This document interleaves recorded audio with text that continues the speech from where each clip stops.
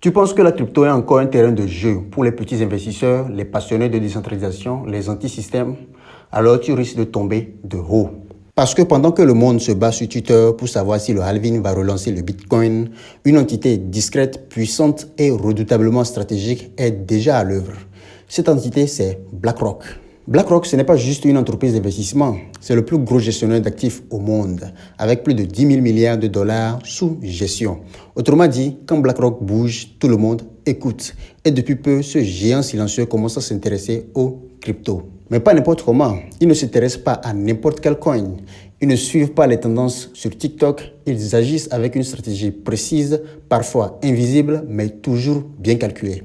Et aujourd'hui, on va décortiquer ça ensemble. Quels sont les coins que BlackRock surveille réellement? Pourquoi ces cryptos? Quel est leur plan à long terme? Et surtout, est-ce que toi, tu es du bon côté de l'histoire ou tu es en train de te faire doubler sans le savoir? Alors installe-toi bien, ce qu'on va voir aujourd'hui va peut-être changer ta vision du marché crypto. Avant de plonger dans le portefeuille secret de BlackRock, il faut comprendre qui ils sont réellement. BlackRock a été fondé en 1988. Aujourd'hui, c'est la plus grande société de gestion d'actifs au monde. Il gère des portefeuilles pour des gouvernements, des banques centrales, des fonds de pension, des universités, des entreprises, bref, tout le monde. Leur vrai pouvoir ne vient pas de l'argent qu'ils gèrent. Leur âme secrète, c'est Aladdin. Aladdin, c'est un super système d'analyse de risque, un outil utilisé par les grandes institutions du monde pour savoir où investir, quoi éviter, comment réagir à une crise.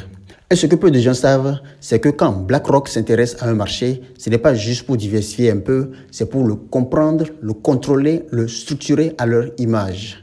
Et depuis 2023, ce marché, c'est celui de la crypto.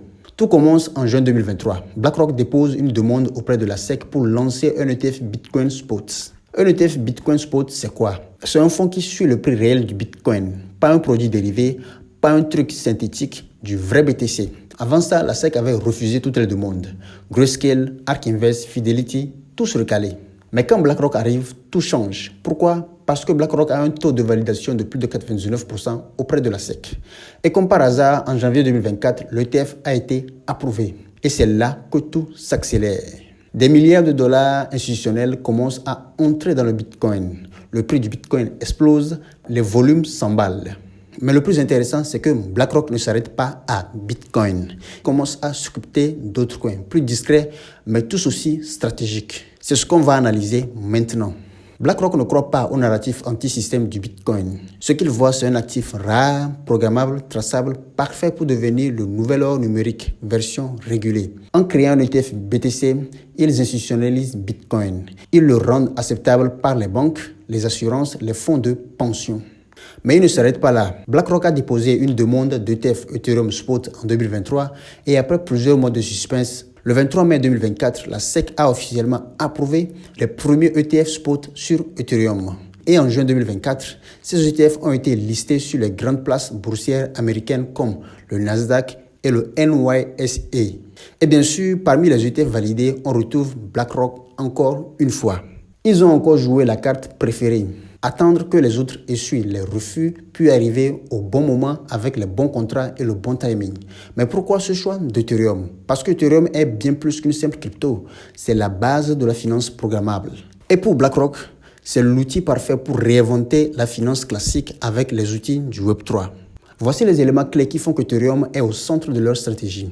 La première raison, c'est la tokenisation des actifs réels, le Real World Asset, c'est-à-dire la RWA. BlackRock veut tokeniser de l'immobilier, des obligations, des actions et Ethereum est aujourd'hui la blockchain la plus utilisée pour ce genre de projet. La deuxième raison, c'est le stablecoin de confiance. L'USDC, très utilisé par les institutions, est construit prioritairement sur Ethereum. Et BlackRock, via ses investissements indirects dans Circle, est déjà impliqué dans cette dynamique. La troisième raison, c'est le staking institutionnel.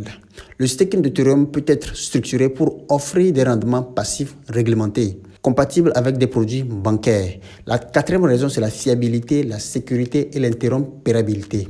Ethereum offre une combinaison rare de décentralisation, de scalabilité grâce au Layer 2 et support institutionnel. En résumé, avec l'ETF Spot validé depuis 2024, BlackRock a maintenant toutes les cartes en main pour faire d'Ethereum un pilier de ses futurs investissements. Mais il y a un point qu'il faut absolument comprendre quand on parle d'Ethereum et de l'intérêt de BlackRock. C'est la vision long terme de Larry Fink, le PDG de BlackRock. Depuis 2022, il parle de tokenisation comme de la prochaine grande révolution financière. Et en 2024 et 2025, il a répété plusieurs fois publiquement que selon lui, la tokenisation va remplacer une grande partie du système bancaire traditionnel. Ces mots sont clairs. Nous pensons que la prochaine étape pour les marchés financiers, c'est la tokenisation des actifs réels.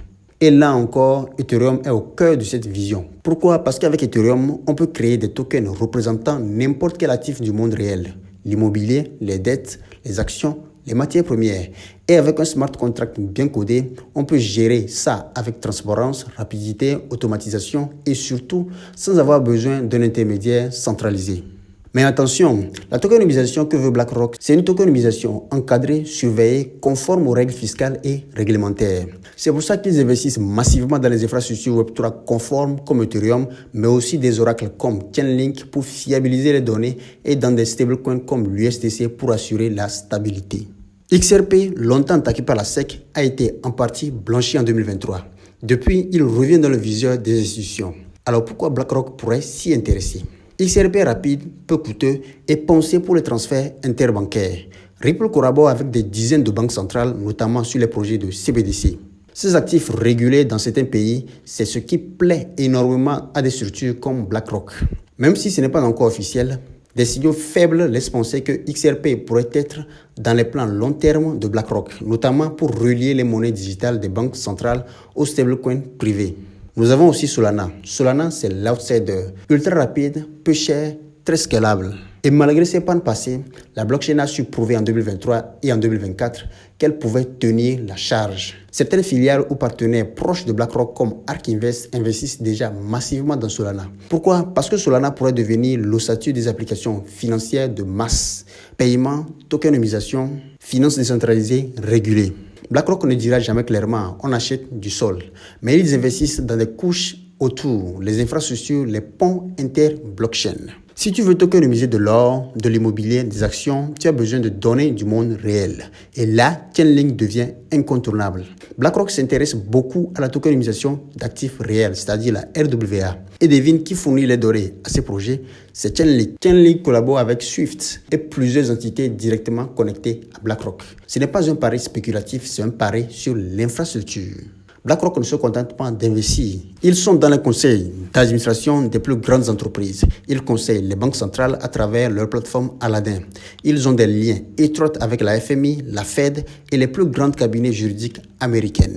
Quand BlackRock entre dans la crypto, ils ne veulent pas juste faire de l'argent, ils veulent redéfinir les règles du jeu. Et c'est ce qui est en train de se passer. Alors toi qui regardes cette vidéo, tu fais quoi avec cette info? Première option. Tu suis les mouvements de BlackRock, tu essaies de te positionner intelligemment sur les coins qu'ils visent. Pas en les copiant, mais en comprenant leur stratégie. Deuxième option, tu continues à miser sur des projets sans fondamentaux juste parce qu'ils pompent sur Twitter et tu risques de rater les vagues institutionnelles. Mais attention, suivre BlackRock ne veut pas dire de leur faire confiance aveuglément. Ils ne sont pas là pour t'aider, ils sont là pour dominer le jeu. À toi d'être malin, d'apprendre, de t'informer et surtout de rester réactif. Tu sais, personnellement, quand je regarde les mouvements de BlackRock, je vois un schéma que j'ai déjà vu dans l'histoire des marchés financiers. Ce qu'ils font aujourd'hui avec la crypto, ça ressemble à ce qu'ils avaient fait dans les années 2000 avec les obligations hypothécaires. Ils arrivent après le chaos, ils attendent que les projets solides émergent et là, ils posent leurs pions tranquillement et méthodiquement. BlackRock n'est pas là pour faire des paris comme nous. Ils veulent redessiner le marché à leur image et ils ont les moyens, les connexions et la patience pour le faire. Et franchement, soit on reste spectateur, soit on comprend la logique de ces gens-là. On apprend à les suivre sans se faire manipuler et on tire notre propre épingle du jeu. C'est pas parce qu'ils suivent Ethereum, XRP, Solana ou Chainlink qu'on doit tous acheter sans réfléchir. Mais ce n'est pas non plus en les ignorant qu'on va survivre à la finance 3.0 qui arrive à toute vitesse. BlackRock n'a pas besoin d'acheter des shitcoins pour faire des profits. Ils choisissent des coins clés capables de transformer la finance mondiale et ne font rien au hasard. Bitcoin, Ethereum, XRP, Solana, Chainlink, ce ne sont pas juste des cryptos. Ce sont des briques fondatrices du futur système financier que BlackRock et ses partenaires veulent bâtir. La question c'est, est-ce que tu veux en faire partie ou est-ce que tu vas regarder comme beaucoup la révolution se faire sans toi? Si tu veux continuer à suivre les vraies stratégies des institutions, alors abonne-toi, active la cloche de notification et dis-moi en commentaire quel coin selon toi BlackRock surveille en silence sans encore l'avoir annoncé. À très vite pour une nouvelle vidéo et comme toujours, reste informé, reste stratégique et surtout ne suis jamais le troupeau.